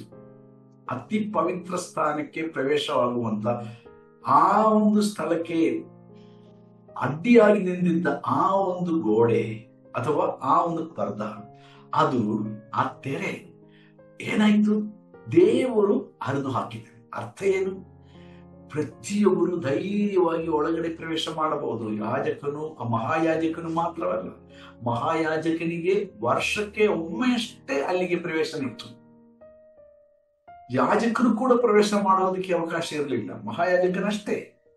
ಆದರೆ ಯೇಸು ನಮಗೋಸ್ಕರ ತನ್ನ ಪರಿಶುದ್ಧ ರಕ್ತವನ್ನು ಸುರಿಸಿ ತನ್ನ ದೇಹವೆಂಬ ತೆರೆಯನ್ನು ನಮಗೋಸ್ಕರವಾಗಿ ಸೇರಿಸಿಕೊಂಡಾಗ ದೇವರು ಈ ಭೂಮಿಯಲ್ಲಿ ಇದ್ದಂತ ದೇವಾಲಯದ ಏಕೈಕ ದೇವಾಲಯ, ಇಸ್ರಾಯೇಲ್ ಜನರಿಗೆ, ಯಹೂದ ಜನಾಂಗಕ್ಕೆ ಅದು ಭೂಲೋಕದ ಸಮಸ್ತ ಜನರು ಬಂದು ಆರಾಧನೆ ಮಾಡೋದಕ್ಕೋಸ್ಕರ ದೇವರು ಆರಿಸಿಕೊಂಡು ಪ್ರತ್ಯೇಕ ಮಾಡಿಕೊಂಡಂತ ಆ ಯೆರೂಸಲೇಮಿನ ಏಕ ದೇವಾಲಯದ ಆ ಒಂದು ಅತಿ ಶ್ರೇಷ್ಠ ಪರಿಶುದ್ಧ ಸ್ಥಳಕ್ಕೆ ಪ್ರವೇಶ ಆಗುವಂತ, ಅದು ಪ್ರವೇಶನ ಮಾಡುವಂತ ಆ ಒಂದು ಭಾಗದ ತೆರೆಯನ್ನು ದೇವರು ಸೀಳಿಸಿದನು. ದೇವರಿಗೆ ಸ್ತೋತ್ರವಾಗಲಿ. ಆದ್ರೆ ಇವತ್ತು ಅನೇಕರು ಆ ದೇವರು ಸೀಳಿಸಿದ ತೆರೆಯನ್ನ ಮತ್ತೆ ಹೊಲಿದು ಒಂದು ಮಾಡಕ್ಕೆ ಪ್ರಯತ್ನ ಮಾಡುತ್ತಾ ಇದ್ದಾರೆ. ಈಗಲೂ ಅನೇಕರು ಯಾಜಕರಾಗಬೇಕು, ಬಿಷಪ್ರಾಗಬೇಕು, ಮಹಾಯಾಜಕರ ಸ್ಥಾನ ಪಡ್ಕೋಬೇಕು. ಈಗ ಅವ್ರಿಗೂ ಬೇಕು ಅಂದ್ರೆ ವಿಶ್ವಾಸಿಗಳಂತ ಕೊಂಡಂತ ಅಥವಾ ದೇವರ ಸೇವಕರು ಎಂಬುದಾಗೆಲ್ಲ ಹೇಳಿಕೊಳ್ಳುತ್ತಿದ್ದಂತ ಇವತ್ತು ಅನೇಕರು ನನಗೂ ಆ ಅಂಗಿ ಬೇಕು, ನನಗೂ ಈಗ ಪುರೋಹಿತ ವಸ್ತ್ರ ಬೇಕು, ನನಗೂ ಈಗ ಆ ಒಂದು ಹಳೆಯ ಕಾಲದ ಹಳೆಯ ಒಡಂಬಡಿಕೆಯ ಆ ಒಂದು ರೀತಿಯ ಒಂದು ವೇಷಭೂಷಾದಿಗಳಿದ್ದರೆ ಮಾತ್ರ ನನಗೆ ಗೌರವ, ನನಗೆ ಘನತೆ ಎಂಬ ತಪ್ಪಾದ ಭಾವನೆಯಿಂದ ಇವತ್ತು ಅನೇಕ ನಿಜವಾದ ದೇವರ ಭಕ್ತರುಗಳು ಕೂಡ, ಸೇವಕರುಗಳು ಕೂಡ ಈ ಒಂದು ಸೈತಾನ ಮೋಸತನದಲ್ಲಿ ಬಿದ್ದು ಅವರು ತಮ್ಮ ನಂಬಿಕೆಯ ಹಡಗನ್ನು ನುಚ್ಚುನೂರು ಮಾಡಿಕೊಳ್ತಾ ಇದ್ದಾರೋ ಎಂಬ ಒಂದು ಚಿಂತೆ ನನಗೆ ಆಗಿದೆ. ಪ್ರಿಯ ದೇವಚರರೇ, ಈ ಅಂತ್ಯ ದಿನಮಾನಗಳಲ್ಲಿ ನಾವು ಬಹಳ ಹುಷಾರಾಗಿ, ಬಹಳ ಗಂಭೀರವಾಗಿ ಪರಿಗಣಿಸಬೇಕು. ಇವೆಲ್ಲ ನೋಡುವಾಗ ಪೌಲನು ಹೇಳುತ್ತಾ ಇದ್ದಾನೆ ಈ ಪತ್ರದ ಮೂಲಕವಾಗಿ, ನಮ್ಮ ಪದವಿ ಏನು? ನಾನು ನಿಮ್ಮನ್ನು, ಸಭೆಯನ್ನು ಕ್ರಿಸ್ತನಲ್ಲಿ ಕೂಡಿಸಿದ್ದೇನೆ ಪರಲೋಕದಲ್ಲಿ. ಇದಕ್ಕಿಂತ ದೊಡ್ಡ ಪದವಿ ಏನೂ ಇಲ್ಲ, ಯಾವುದೂ ಇಲ್ಲ. ಕ್ರಿಸ್ತನಲ್ಲಿ ನಾನಿದ್ದೇನೆ, ಕ್ರಿಸ್ತನ ಜೊತೆಯಲ್ಲಿ ನಾನಿದ್ದೇನೆ. ಸತ್ತ ನಂತರ ನಾನು ಸ್ವರ್ಗ ಹೋಗುವವನಲ್ಲ, ಅದು ನನ್ನ ದೇಹವಷ್ಟೇ. ಈಗಾಗಲೇ ನನ್ನ ಆತ್ಮ, ನನ್ನ ಪ್ರಾಣ ಕ್ರಿಸ್ತನಲ್ಲಿ ಮರೆಯಾಗಿದೆ, ಕ್ರಿಸ್ತನಲ್ಲಿ ಮರೆಯಾಗಿ ಇಡಲ್ಪಟ್ಟದೆ, ನಿಲ್ಲಿಸಲ್ಪಟ್ಟದೆ, ಕೂಡಿಸಲ್ಪಟ್ಟದೆ. ಹಾಲೆಲೂಯ. ಇದು ವಾಕ್ಯ ಹೇಳುವಂತ ಸತ್ಯವಾಗಿದೆ ಎಂಬುದನ್ನು ನೀವು ತಿಳಿದುಕೊಂಡಿದ್ದೀರೋ? ಆಮೇಲೆ ಇಲ್ಲಿ ನಾವು ಗಮನಿಸುವಾಗ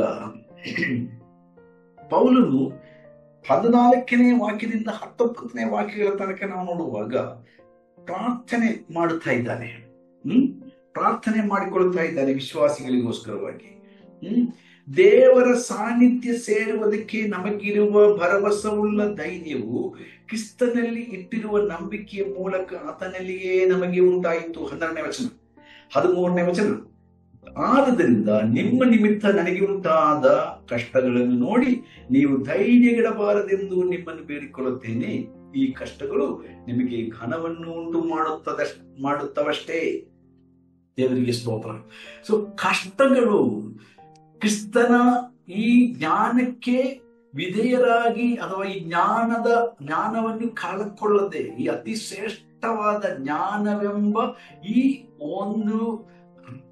ಒಂದು ಟ್ರೆಷರ್ ಅಥವಾ ಈ ಒಂದು ನಿಕ್ಷೇಪ, ಅದು ನಾವು ಕಳಕೊಳ್ಳಬಾರದು.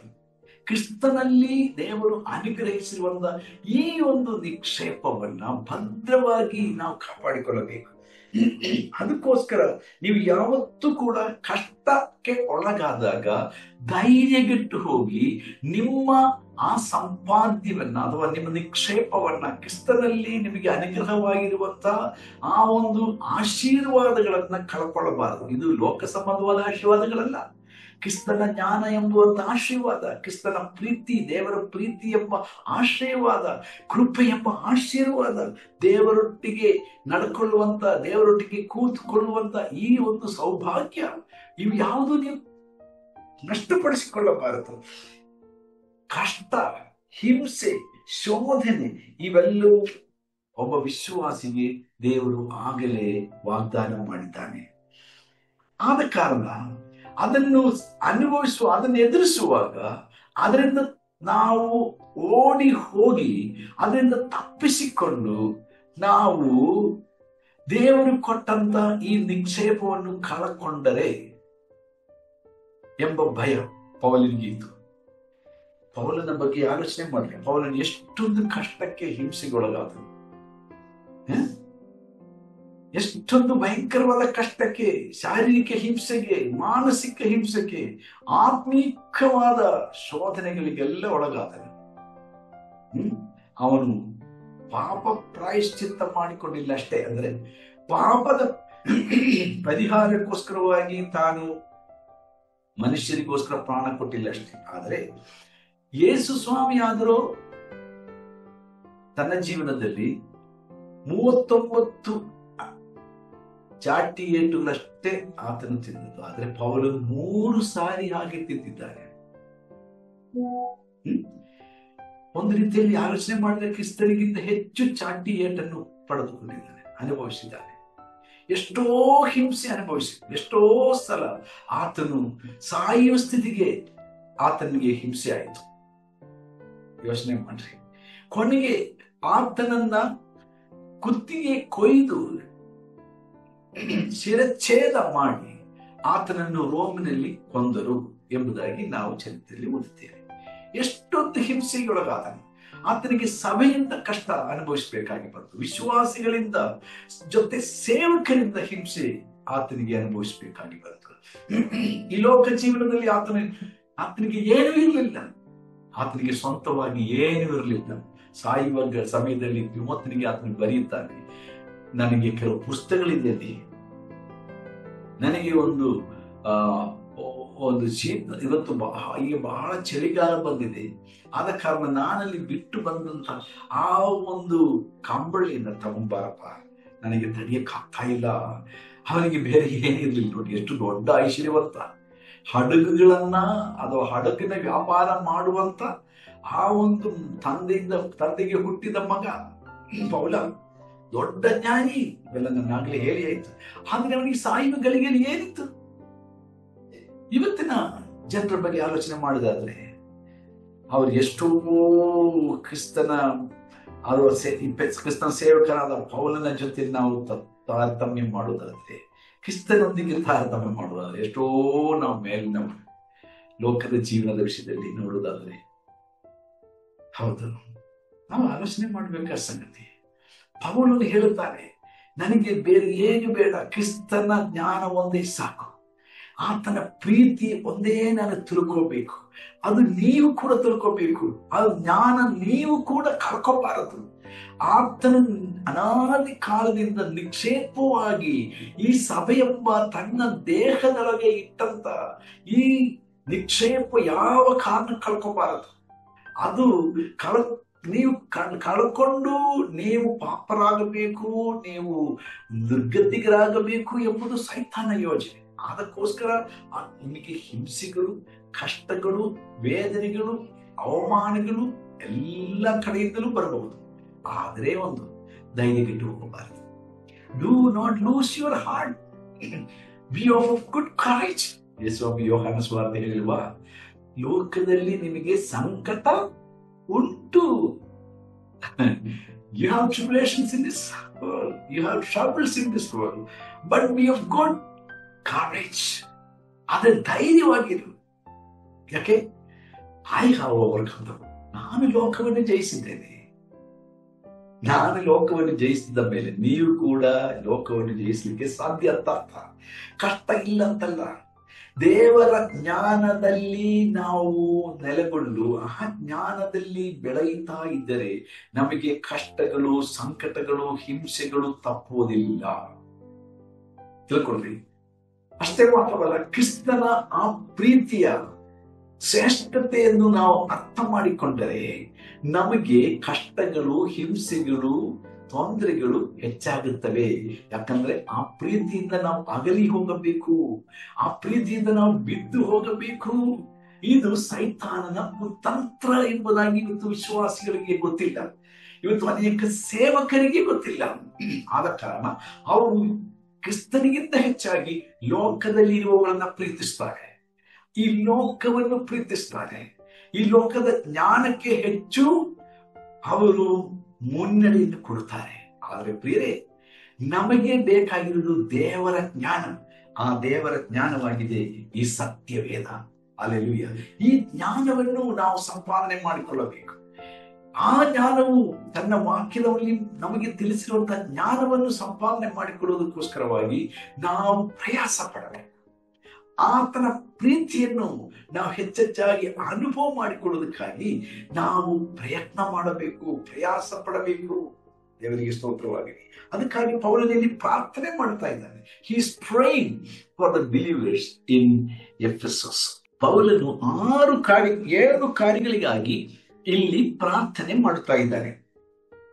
ನೋಡ್ರಿ, ಅದಕ್ಕಾಗಿ ಇಲ್ಲಿನ ಪೌಲನು ಹೇಳುವಂತ ಪ್ರಾರ್ಥನೆ ನೋಡ್ರಿ, ವಿಶ್ವಾಸಿಗಳಿಗೋಸ್ಕರ ಆತನು ಮಾಡಿದ ಪ್ರಾರ್ಥನೆಯ ವಿಷಯದಲ್ಲಿ 14ನೇ ವಾಕ್ಯದಿಂದ 19ನೇ ವಾಕ್ಯಗಳವರೆಗೆ ನಾವು ಅದನ್ನ ಗಮನಿಸ್ತೇವೆ. ಆತನು ಪ್ರಾರ್ಥನೆ ಹೇಳ್ತಾನೆ, ನಾನು ಮೊಣಕಾಲೂರಿ ನಿಮಗೋಸ್ಕರವಾಗಿ ಪ್ರಾರ್ಥನೆ ಮಾಡುತ್ತಾ ಇದ್ದೇನೆ ಅಂತ. ಲೂಕನ ಸುವಾರ್ತೆಯಲ್ಲಿ 18ನೇ ಅಧ್ಯಾಯದಲ್ಲಿ ನಾವು ನೋಡುವಾಗ, ಆಗಿನ ದಿವಸಗಳಲ್ಲಿ ಕ್ರಿಸ್ತನ ಕಾಲದಲ್ಲಿ ಫರಿಸಾಯರು, ಶಾಸ್ತ್ರಿಗಳು, ಅವರು ಕೈಗಳು ಮೇಲಕ್ಕೆತ್ತಿ ಅವರು ಮೇಲಕ್ಕೆ ನೋಡಿಕೊಂಡು ನಾವು ಬಹಳ ಪ್ರಾರ್ಥನೆ ಮಾಡೋದೆಂಬುದಾಗಿ ಜನರಿಗೆ ತೋರಿಸುವುದಕ್ಕೋಸ್ಕರವಾಗಿ ಪ್ರಾರ್ಥನೆ ಮಾಡ್ತಾ ಇದ್ರು. ಆದ್ರೆ ಪೌಲನಿಂದ ಹೇಳ್ತಾ ಇದ್ದಾನೆ ನೋಡ್ರಿ, ನಾನು ಮೊಣಕಾಲೂರಿಕೊಂಡು ಪ್ರಾರ್ಥನೆ ಮಾಡುತ್ತೇನೆ ಎಂಬುದಾಗಿ. ಸೊ ಎಲ್ಲ ರೀತಿಯಲ್ಲಿ ಪ್ರಾರ್ಥನೆ ಮಾಡಬಹುದು, ಮೇಲಕ್ಕೆ ಕೈ ಎತ್ತಿ ಪ್ರಾರ್ಥನೆ ಮಾಡುವುದು ತಪ್ಪನ್ನು ನಾನು ಹೇಳ್ತಾ ಇಲ್ಲ. ಆದ್ರೆ ನಮ್ಮ ಉದ್ದೇಶ, ನಮ್ಮ ಮನೋಭಾವ ಏನೇ, ಜನರು ನೋಡಬೇಕು, ಜನರು ತಿಳ್ಕೋಬೇಕು ಅನ್ನೋದು ದೊಡ್ಡ ಪ್ರಾರ್ಥನೆ ಈಗ. ಇವತ್ತು ನಾವು ವಾಟ್ಸಪ್ಗಳಲ್ಲಿ, ಯೂಟ್ಯೂಬ್ಗಳಲ್ಲಿ ನೋಡುವುದಾದರೆ ನಮಗೆ ಆಶ್ಚರ್ಯ ಆಗ್ತದೆ. ಅಂದ್ರೆ ಪ್ರಾರ್ಥನೆಯ ಕುರಿತಾಗಿರೋ ಜಾಹೀರಾತುಗಳು, ಪ್ರಾರ್ಥನೆಗೋಸ್ಕರವಾಗಿ ಪ್ರಾರ್ಥನಾ ಇನ್ಫಾರ್ಮೇಶನ್ಸ್ ಕೊಡೋದು ತಪ್ಪನ್ನು ನಾನು ಹೇಳ್ತಾ ಇಲ್ಲ. ಆದ್ರೆ ಕೆಲವರ ಒಂದೊಂದು ಜಾಹೀರಾತು ನೋಡಿದರೆ, ಇಷ್ಟು ದಿನಗಳ ಉಪವಾಸ, ಇಷ್ಟು ದಿನಗಳ ಪ್ರಾರ್ಥನೆ, ಇಷ್ಟು ದಿನಗಳ ಚೈನ್ ಸರಪಳಿ ಪ್ರಾರ್ಥನೆ, ಹಾಗೆ ಹೀಗೆ ಎಲ್ಲ ಬರೀತಾರೆ. ಯೇಸುಸ್ವಾಮಿ ಹೇಳ್ತಾನೆ, ನೀವು ಅಜ್ಞಾನಿಗಳ ಹಾಗೆ ಪ್ರಾರ್ಥನೆ ಮಾಡಬೇಡ್ರಿ, ಫರಿಸಾಯರ ಹಾಗೆ ಪ್ರಾರ್ಥನೆ ಮಾಡಬೇಡ್ರಿ. ಇವೆಲ್ಲ ಮತ್ತಾಯನ ಸುವಾರ್ತೆ 6ನೇ ಅಧ್ಯಾಯದಲ್ಲಿ ಸ್ವಾಮಿ ಹೇಳಿಲ್ವಾ? ಜನರಿಗೆ ತೋರಿಸಿಕೊಳ್ಳೋದಕ್ಕೋಸ್ಕರವಾಗಿ ಅಥವಾ ನಿಮ್ಮ ಮನಸಂತೃಪ್ತಿಗೋಸ್ಕರವಾಗಿ ಪ್ರಾರ್ಥನೆ ಮಾಡಬೇಡ್ರಿ. ಹೇಳಿದ್ದನ್ನೇ ತಿರುಗಿ ತಿರುಗಿ ತಿರುಗಿ ಹೇಳಿ ನಿಮ್ಮ ಮನಸ್ಸಿಗೆ ಒಂದು ತೃಪ್ತಿ ಆಗೋದಕ್ಕೋಸ್ಕರ ಪ್ರಾರ್ಥನೆ ಮಾಡೋದು ಬೇಡಿ. ಆದ ಜ್ಞಾನದಿಂದ ಪ್ರೇಯರ್ ಮಾಡ್ರಿ. ಒಬ್ಬ ವಿಶ್ವಾಸಿಯಾಗಿ ಪ್ರಾರ್ಥನೆ ಮಾಡ್ರಿ. ಅವನು ಹೇಗೆ ಪ್ರೇಯರ್ ಮಾಡ್ತಾನೆ? ಅವನು ಬಾಗಿಲೊಳಗೆ, ಕೋಣೆಯೊಳಗೆ ಹೋಗ್ತಾನೆ, ಬಾಗಿಲನ್ನು ಮುಚ್ಚಿಬಿಡ್ತಾನೆ, ಯಾರಿಗೆ ಗೊತ್ತಾಗ್ಬೇಡ ಅಂತ ಹೇಳಿ. ಅವನ ಪ್ರಾರ್ಥನೆಯನ್ನು ಕೇಳುವಂತ ಪರಲೋಕದಲ್ಲಿರುವಂತ ದೇವರಿಗೆ ಆತನು ರಹಸ್ಯವಾಗಿ ಅವರು ಬಿನ್ನಹವನ್ನ, ಪ್ರಾರ್ಥನೆಗಳನ್ನ ಮಾಡುತ್ತಾನೆ. ಹಾಗೆ ಮತ್ತಾಯನ ಸುವಾರ್ತೆಯಲ್ಲಿ ಸ್ವಾಮಿ ಹೇಳ್ತಾನೆ, ಆದ್ರಿಂದ ನೀ ಪ್ರಾರ್ಥನೆ ಮಾಡು, ಹೀಗೆ ಪ್ರಾರ್ಥನೆ ಮಾಡತಕ್ಕದ್ದು. ಹೇಗೆ ಪ್ರಾರ್ಥನೆ ಮಾಡತಕ್ಕದ್ದು? ಆ ಪ್ರಾರ್ಥನೆಯ ಅಂಶಗಳನ್ನ ನೀವು ಸ್ವಲ್ಪ ಗಮನಿಸಿದ್ರೆ ಆಶ್ಚರ್ಯ. ಇಡೀ ಸತ್ಯವೇದ ಉಪದೇಶ ಆ ಕೆಲವೊಂದು ವಚನಗಳಲ್ಲಿ, 5 ವಚನಗಳಲ್ಲಿ ನಾವು ಗಮನಿಸಬಹುದು. ಮತ್ತಾಯನ ಸುವಾರ್ತೆ 6ನೇ ಅಧ್ಯಾಯದಲ್ಲಿ ಸ್ವಾಮಿ ಹೇಳ್ತಾನೆ, ಸಾಧಾರಣವಾಗಿ ಜನ ಅದಕ್ಕೆ ಕರ್ತನ ಪ್ರಾರ್ಥನೆ ಎಂದು ಹೇಳ್ತಾರೆ. ಇಲ್ಲ, ಕರ್ತನ ಕಲಿಸಿಕೊಟ್ಟ ಪ್ರಾರ್ಥನೆ. ಕರ್ತನ ಕಲಿಸಿಕೊಟ್ಟ ಒಂದು ಪ್ರಾರ್ಥನೆಯಲ್ಲಿ ಸ್ವಾಮಿ ಹೇಳ್ತಾನೆ, ನೀವು ವಿಶ್ವಾಸಿಯಾಗಿ ಪ್ರಾರ್ಥನೆ ಮಾಡೋದು, ಅದನ್ನು ಈ ಒಂದು ಮೆಥಡ್, ಈ ಒಂದು ವಿಧಾನವನ್ನು ಅನುಸರಿಸಬೇಕು, ಅನುಕರಣೆ ಮಾಡಬೇಕು ಎಂಬುದಾಗಿ. ಅದನ್ನ ಹೇಳಲಿಕ್ಕೆ ನನಗೆ ಸಮಯವಿಲ್ಲ. ಸರಿ, ಈಗ ಪೌಲನು ಈ ಒಂದು ಭಾಗದಲ್ಲಿ 14ನೇ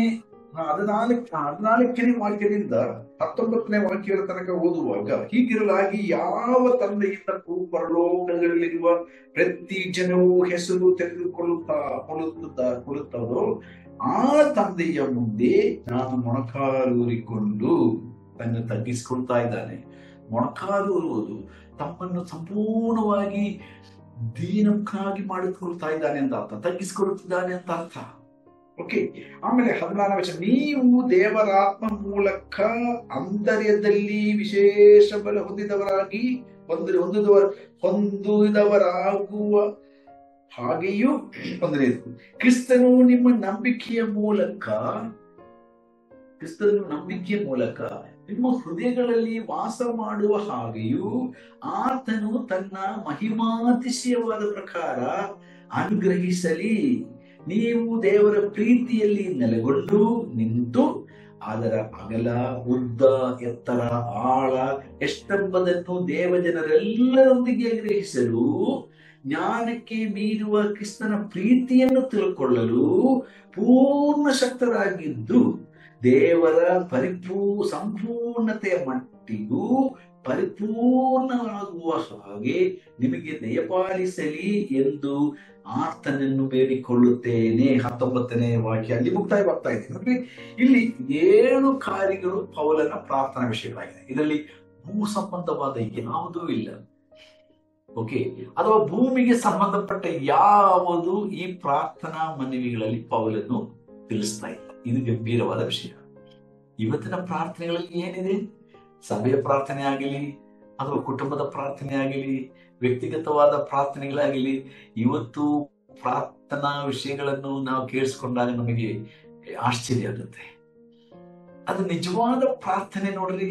ಒಬ್ಬ ವ್ಯಕ್ತಿಯನ್ನು ದೇವರ ಮನಸ್ಸಿನಡೆಗೆ ಎಳೆಯುವುದಷ್ಟೇ ಅಲ್ಲ, ದೇವರ ಮನಸ್ಸುಳ್ಳವರನ್ನಾಗಿ ಅವರನ್ನು ಬದಲಾಯಿಸುತ್ತದೆ.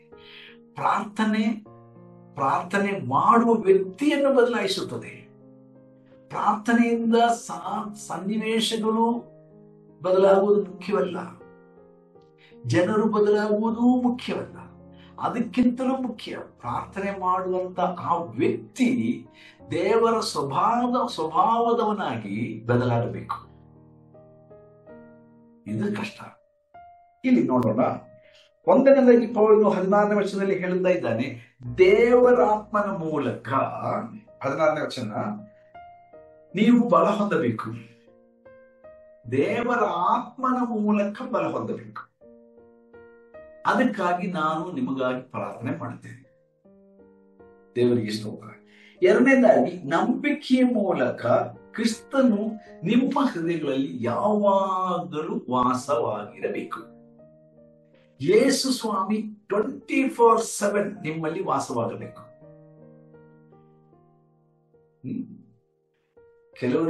ಕೆಲವೊಂದು ಹಾಡುಗಳಲ್ಲಿ ಇದೆ, ಯೇಸುವೆ ಬಾ ನನ್ನ ಹೃದಯೊಳಗೆ ಜೀವಿಸು ಎಂಬುದಾಗಿ ಅಲ್ಲ.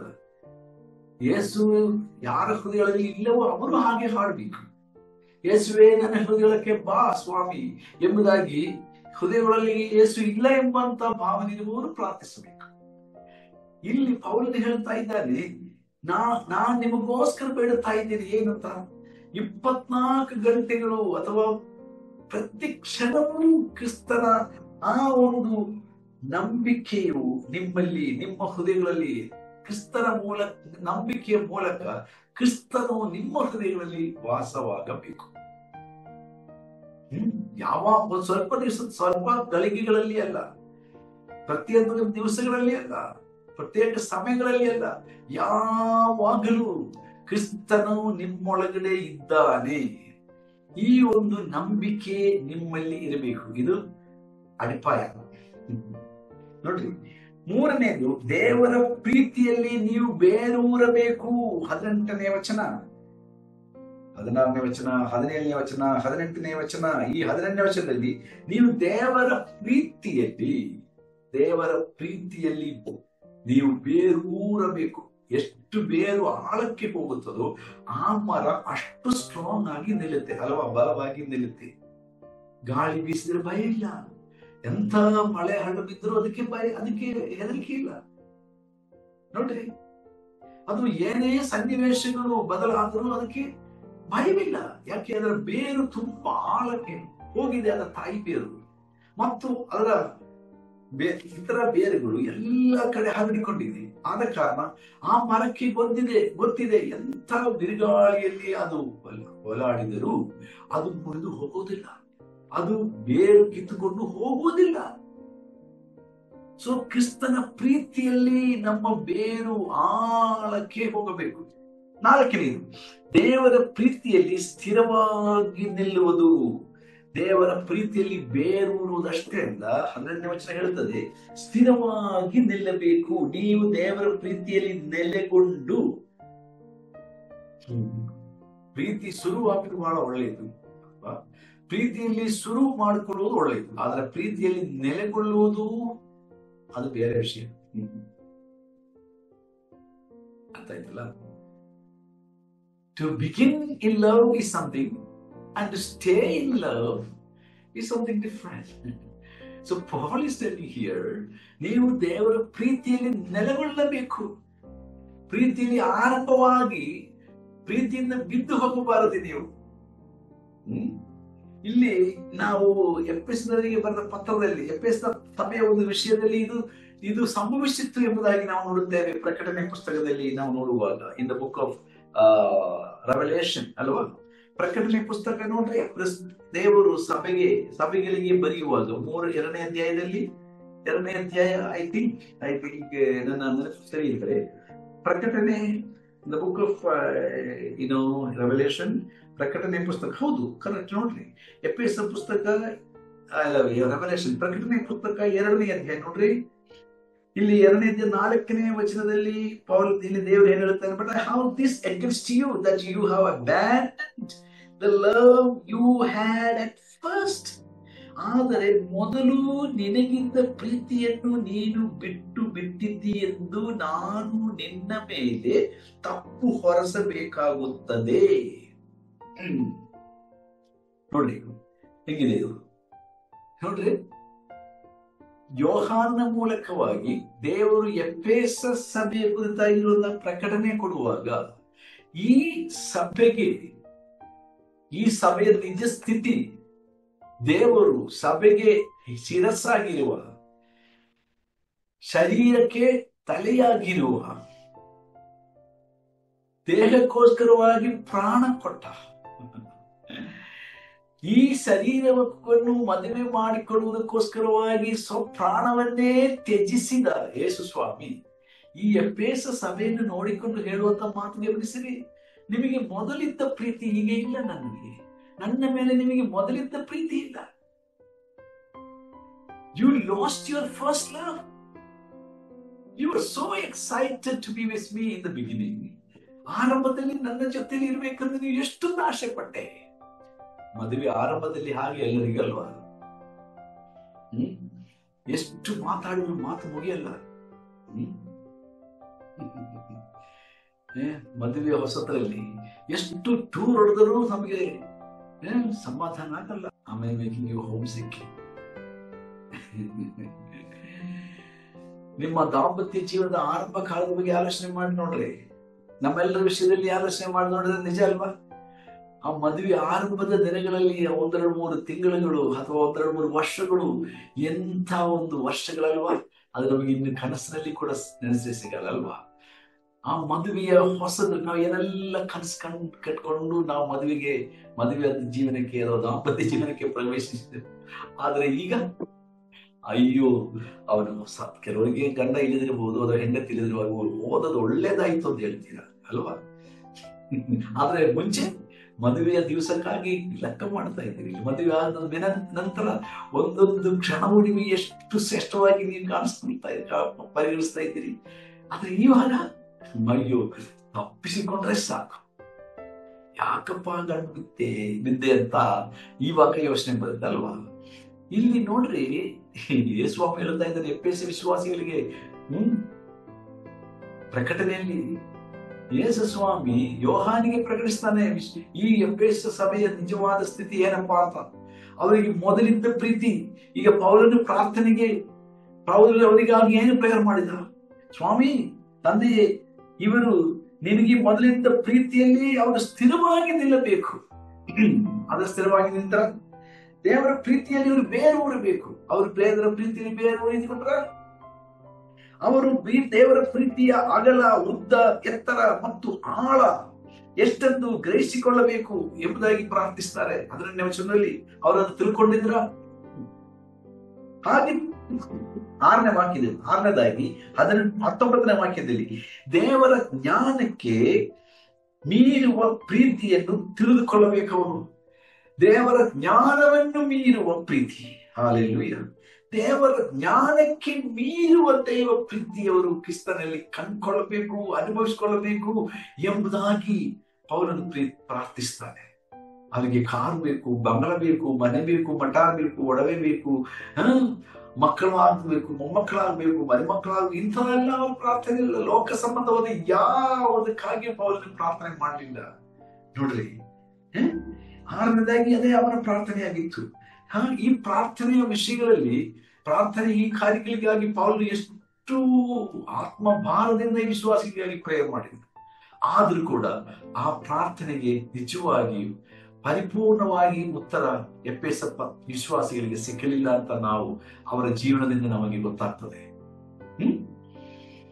ಆದ ಕಾರಣ ದೇವರು, ಕರ್ತನಾದ ಯೇಸು ಸಭೆಗೆ ಶಿರಸ್ಸಾಗಿರುವ 7 ನಕ್ಷತ್ರಗಳನ್ನು ತನ್ನ ಬಲವೆಯಲ್ಲಿ ಹಿಡಿಕೊಂಡಂತ ಪ್ರತಿಯೊಂದು ಸಭೆಯನ್ನು ಹಿಡಿಕೊಂಡವನು ಯೇಸುವಾಗಿದ್ದಾನೆ.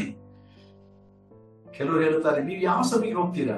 ಅವ ಹೇಳ್ತಾರೆ, ಜಾಯ್ ಪೀಟರ್ ಸಭೆಗೆ ಹೋಗ್ತೀರಾ. ಜಾಯ್ ಪೀಟರ್ಗೆ ಸಭೆ ಇಲ್ರಿ, ಈ ಭೂಮಿಯಲ್ಲಿ ಯಾರಿಗೂ ಸಭೆಯ ಮೇಲೆ ಅಧಿಕಾರವಿಲ್ಲ.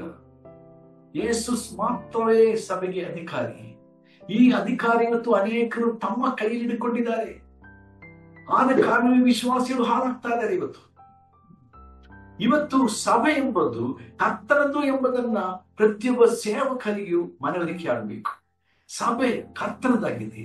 ಆ ಸಭೆಯನ್ನು ಪಾಲನೆ ಮಾಡುವುದು, ಕಾಪಾಡುವುದು, ಅದನ್ನ ಪರಿಪೂರ್ಣತೆಗೆ ತರುವುದು, ಅದನ್ನ ಪರಿಪಕ್ವತೆಗೆ ತರುವಂಥದ್ದು, ಅದನ್ನ ಪರಿಶುದ್ಧವಾಗಿ ದೇವರ ಮುಂದೆ ಕಾಣಿಸಿಕೊಳ್ಳುವಂತೆ ಮಾಡುವುದು.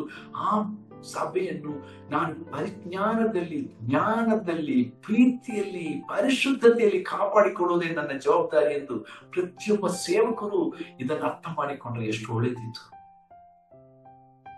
ಇವತ್ತು ಆ ಒಂದು ಮನೋಭಾವ ಅನೇಕರಲ್ಲಿ ಇಲ್ಲ ಪ್ರಿಯರಿ. ಬಹಳ ವ್ಯಸನಕರವಾದ ಸಂಗತಿ. 18ನೇ ವಾಕ್ಯದಲ್ಲಿ ಪೌಲನು ಇದನ್ನು 19ನೇ ವಾಕ್ಯದಲ್ಲಿ ಪೌಲದಲ್ಲಿ ಹೇಳ್ತಾ ಇದ್ದಾನೆ.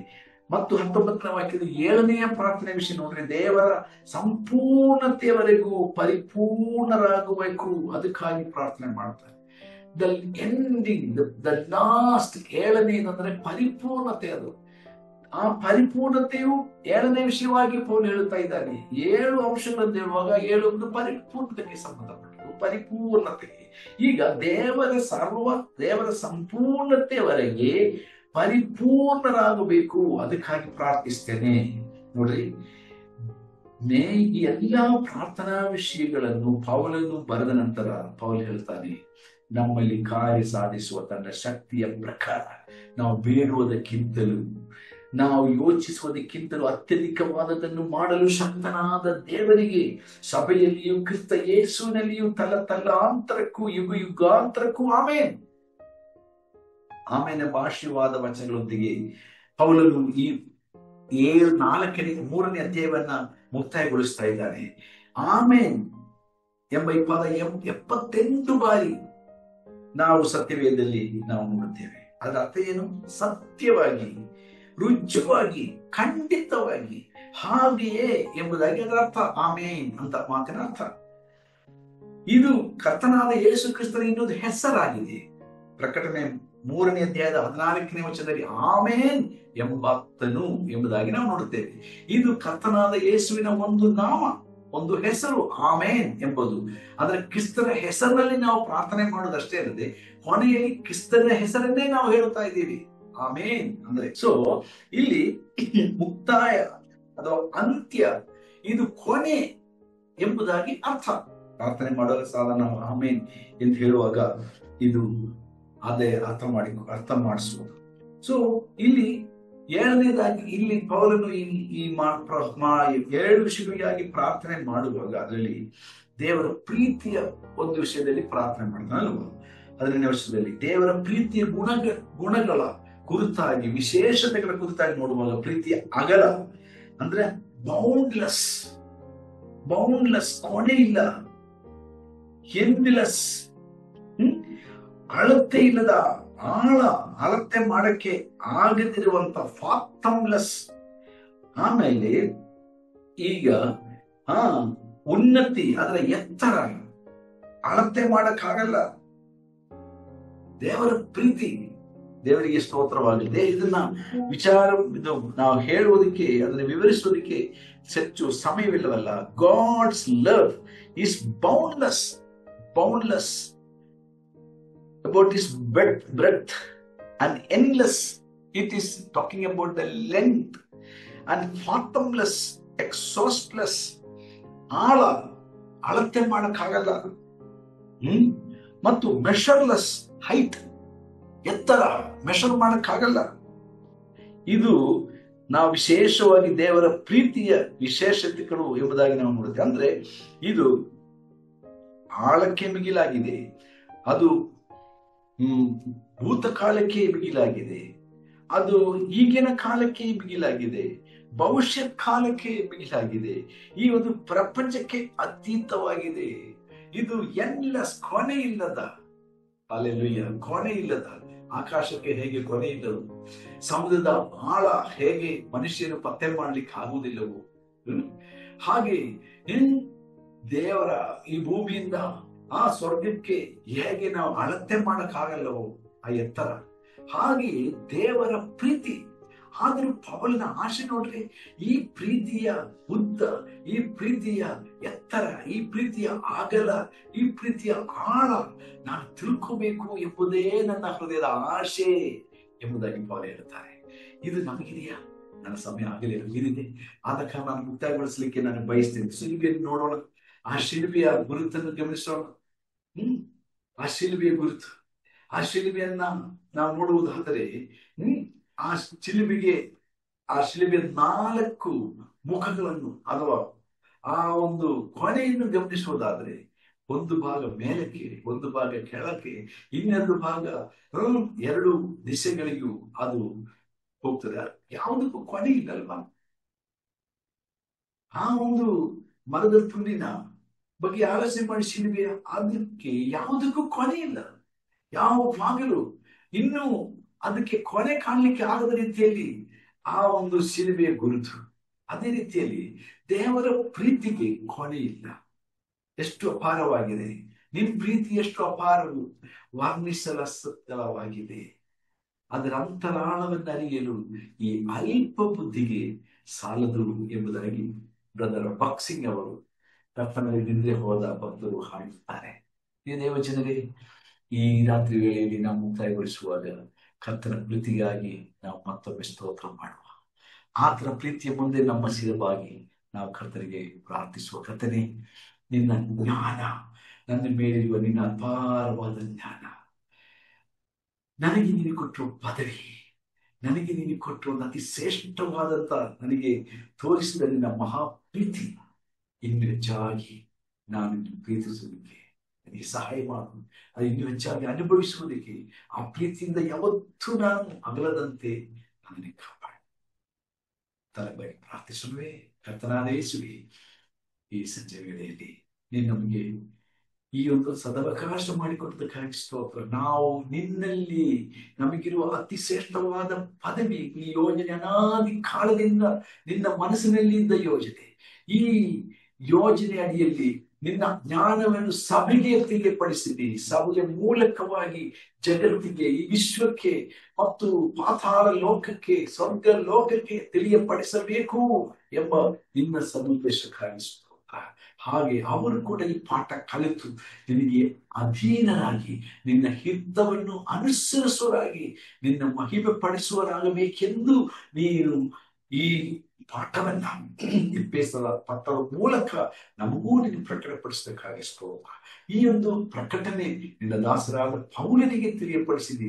ಆದ ಕಾರಣದಿಂದ ನಾವು ಅದನ್ನು ಓದಿ ಅರ್ಥ ಮಾಡಿಕೊಂಡು ಕಲಿತು ಇನ್ನೂ ನಮ್ಮ ಆತ್ಮಿಕ ಜೀವನ, ಆತ್ಮಿಕ ಬುನಾದಿಯನ್ನ ಭದ್ರಪಡಿಸಿಕೊಳ್ಳುವ ಸಹಾಯ ಮಾಡೋದಕ್ಕಾಗಿ ಸ್ತೋತ್ರ ಸಲ್ಲಿಸುತ್ತೇವೆ. ಇವತ್ತು ಅಧ್ಯಯನದಲ್ಲಿ ಸೇರಿದ ಪ್ರತಿಯೊಬ್ಬರನ್ನು ಕುಟುಂಬವಾಗಿ, ವೈಯಕ್ತಿಕವಾಗಿ, ಸಭೆಯಾಗಿ ಆಶೀರ್ವದಿಸಿರಿ.